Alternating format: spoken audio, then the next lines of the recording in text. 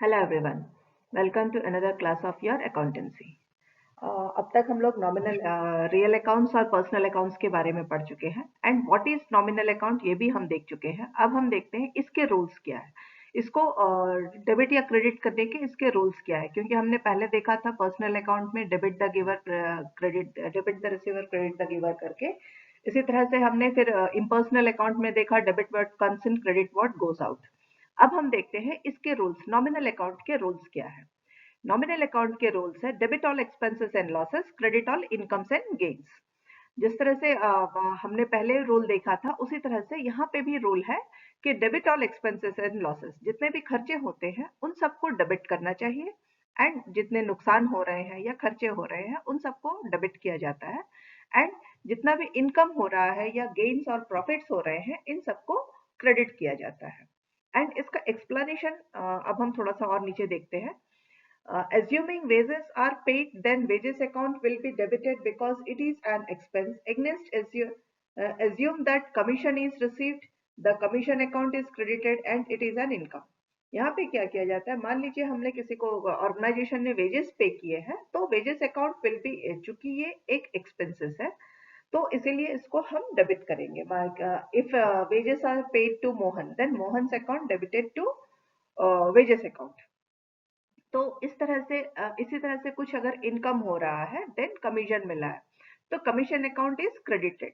तो उस तरह से जो इनकम होगा उसको हम क्रेडिट करेंगे एंड जो एक्सपेंसेस होगा उसको हम डेबिट करेंगे। अब हम थोड़ा सा रूल्स को थोड़ा और एलाबोरेट करके एट अ ग्लांस में पूरा सारी चीजों को हम एक साथ देखते हैं कि किस अकाउंट को कैसे करना है, टाइप्स ऑफ अकाउंट क्या है एंड उसके रूल क्या है। Personal account debit the receiver credit the giver. Girls, these are the most important rules. इन्हीं के आधार पर सारे के सारे अकाउंटेंसी के ट्रांजैक्शंस होते हैं।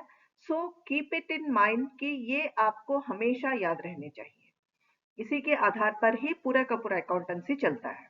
सो पर्सनल अकाउंट जब भी होगा, debit the receiver and credit the giver, मतलब किसी इंसान से रिलेटेड है, ह्यूमन बीइंग से, लाइफ से, तो वो debit the receiver and credit the giver. इसके बाद में जब हम रियल अकाउंट के पास आते हैं, debit what comes and credit what goes out.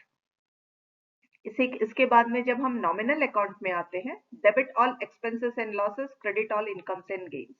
एक और चीज, कुछ बुक्स में इसको थोड़ा और एलाबोरेट करके इसके रूल्स को भी थोड़े और एलाबोरेट किए गए हैं।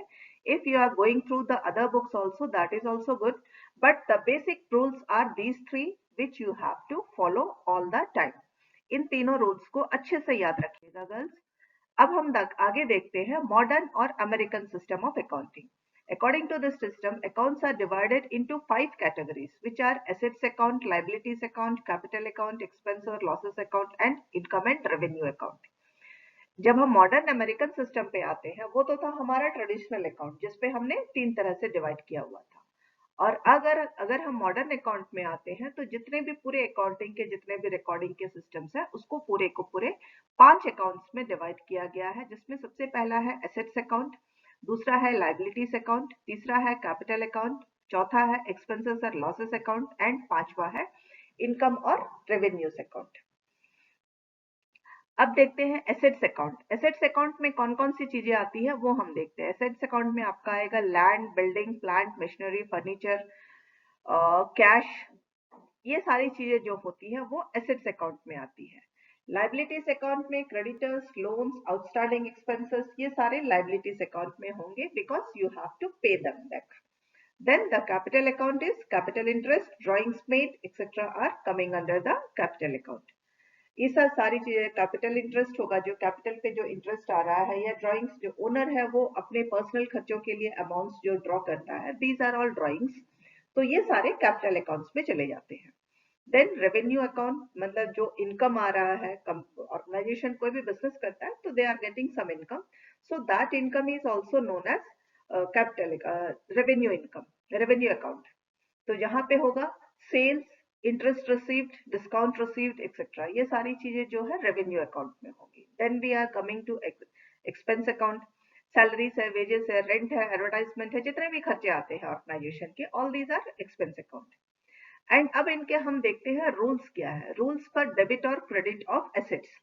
एसेट्स की जब बारी आती है तो हम क्या क्या उसका रोल क्या होता है, डेबिट और क्रेडिट कैसे करेंगे। डेबिट फॉर इंक्रीज और credit for decrease.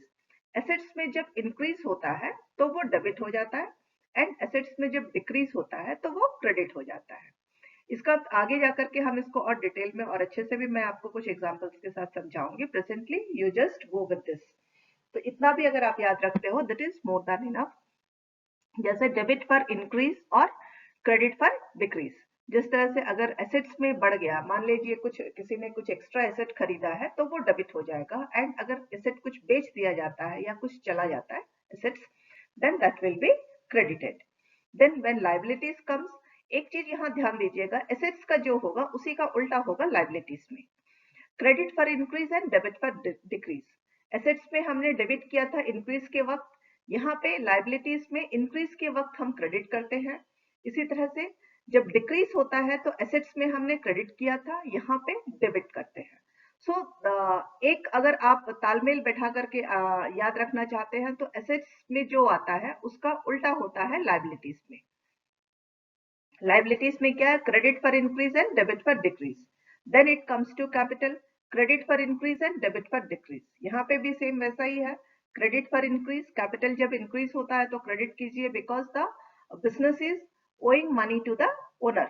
Business owner को पे करने के लिए ओनर का अमाउंट बिजनेस के पास है, इसीलिए दैट विल बी इंक्रीज होने से क्रेडिट हो जाएगा, एंड जब कैपिटल डिक्रीज होता है तो it will be debited. Then revenue और इनकम, जब इनकम की बारी आती है, credit for increase and debit for decrease. यहाँ पे भी क्रेडिट किया जाता है जब रेवेन्यू इंक्रीज होता है, एंड डेबिट किया जाता है जब रेवेन्यू घट जाता है। इसी तरह जब एक्सपेंसेस का नंबर आता है, debit for increase and credit for decrease. Expenses में debit for increase and credit for decrease. यहाँ पे अभी हम देखते हैं एट ए ग्लांस में कि personal account, real account, nominal account and representative personal account, artificial personal account and intangible accounts में क्या क्या चीजें आती हैं। पर्सनल अकाउंट में आपके आएंगे bank account, bank overdraft account, capital account, drawings account, bank loan account, creditors account, debtors account, Amit's account. इस तरह से कुछ नाम अगर होते हैं तो all these will come under personal accounts. जब हम फिर रियल अकाउंट्स में आते हैं तो कैश अकाउंट होगा, स्टॉक अकाउंट होगा, purchase account, purchase return account, sales return account, जो रिटर्न हो रहे हैं वो उसमें आ रहे हैं आपके रियल अकाउंट में। Life stock account and work in progress account. काफी सारे ऑर्गेनाइजेशंस जो प्रोडक्शन बना कर रहे हैं तो उनका कुछ प्रोडक्शन ऐसा होता है जो प्रोग्रेस में रहता है, पूरा का पूरा प्रोडक्शन एक ही साथ कंप्लीट नहीं हो जाता, कुछ वर्क जो है चलता रहता है। So work in progress account को भी हम रियल अकाउंट में डालते हैं। Then investment accounts, land and buildings account, all these are coming under real accounts. इसके बाद में नॉमिनल अकाउंट्स में आते हैं आपके purchase account, wages and salary account, discount account, bad debts account and depreciation. Bad debts भी होते हैं, डिप्रिसिएशन भी होता है। हर मशीनरी जो हम जब लेते हैं तो उसका डिप्रिसिएशन कैलकुलेट करते हैं। So all these come under your nominal account. Then you are having representative personal accounts. Those are representative, जैसे हमारे हमने पहले भी बात की थी उसी के अनुसार आउटस्टैंडिंग वेजेस अकाउंट, अगर आपका वेजेस आउटस्टैंडिंग है that will be coming under your representative personal account. Then prepaid expenses, आप कुछ एक्सपेंसेस को अगर पहले ही पे कर दिए हैं, दैट इज जैसे प्रीपेड, इसका एक अच्छा सा एग्जांपल होता है प्रीपेड इंश्योरेंस अकाउंट, जो पहले ही वक्त से पहले टाइम आने के पहले ही पे कर दिया गया। नाउ इसके बाद में हम देखते हैं artificial personal account. Bank accounts जो है वो आर्टिफिशियल पर्सनल अकाउंट्स है, एंड कॉलेज अकाउंट। ये सारे bank account, state bank account and college account, जहां हमने आर्टिफिशियल अकाउंट हमने पहले भी बात की थी, ये उस जगह में होता है जहां छोटे पर्सन है या ऑर्गेनाइजेशन है, छोटे फर्म्स है या ऑर्गेनाइजेशन है। इंटेंजिबल या रियल अकाउंट, जिसको हम इंटेंजिबल रियल अकाउंट, जिसको हम पहले भी बहुत बार पढ़े हैं। इंटेंजिबल अकाउंट्स वो होते हैं जो दिखते नहीं है but they are giving, fetching either income or expenses, income to the company. तो goodwill is the best example for an intangible real account. इसके बाद में ट्रेडमार्क भी है, you are having some other accounts also, but goodwill is the best example. अब हम आते हैं डबल एंट्री सिस्टम सबसे बेस्ट क्यों है, किन कारणों की वजह से डबल एंट्री सिस्टम को ही बेस्ट माना गया है, एंड सारे के सारे ऑर्गेनाइजेशंस जो है वो डबल एंट्री सिस्टम को ही क्यों फॉलो करते हैं। उसके कुछ बेसिक जो रीजंस है वो इस तरह से है। सबसे पहला है the system is complete and scientific.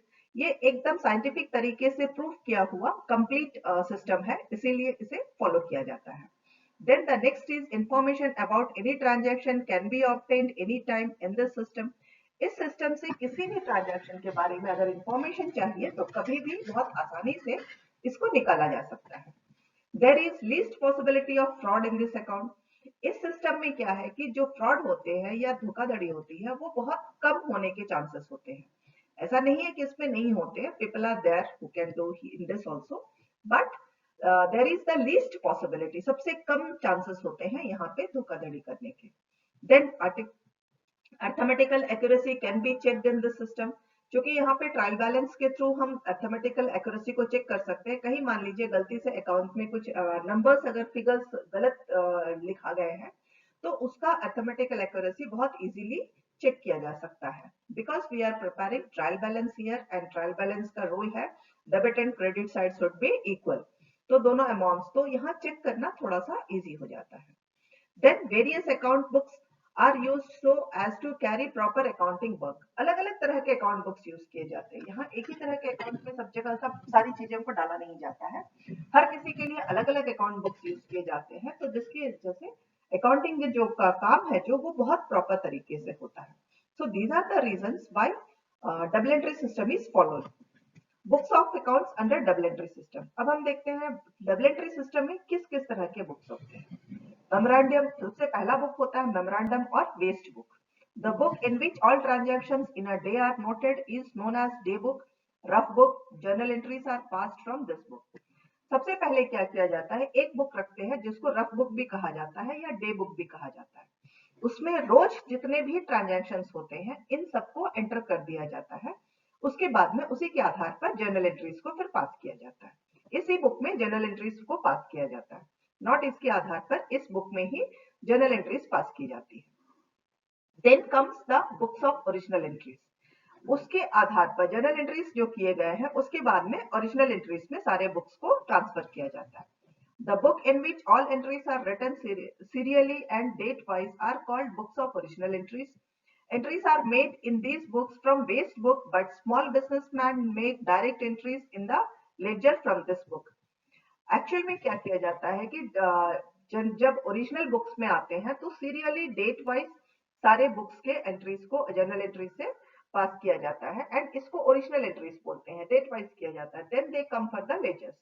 But जो ये छोटे लेकिन जो छोटे छोटे ऑर्गेनाइजेशन होते हैं वो तो बड़े ऑर्गेनाइजेशन में, लेकिन जो छोटे बिजनेसमैन है वो क्या करते हैं, डायरेक्टली जर्नल एंट्रीज को लेजर अकाउंट्स में ट्रांसफर कर देते हैं।